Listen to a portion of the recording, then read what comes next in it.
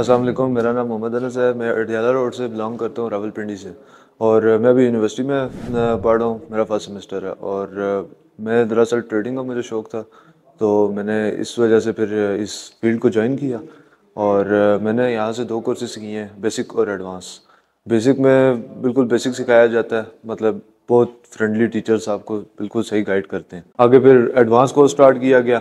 Advance course में फिर हमें प्रो मतलब जो सारी टेक्निक्स होती हैं वो सारी सिखाई गई। तो अब मैं बहुत सेटिस्फाइड हूँ और इंशाल्लाह इधर से ड्रीम्स पूरे किए जाएंगे। और थैंक यू। आज लोग भी कह सकते हैं, वैसे साइंस ये कहती है कि जब मार्केट बाय की डायरेक्शन में जाती है तो पहले हम ऊपर वाले मूवमेंट डिस्कस करते हैं, तो हम वर्ड यूज करते हैं हायर हाई का। तो जब नीचे वाली डायरेक्शन में जाती है तो पहले हम लोअर वाली साइड डिस्कस करते हैं। तो लोग इसे हायर लो भी कह देते हैं और लोअर हाई भी कह देते हैं, इससे कोई फर्क नहीं पड़ता।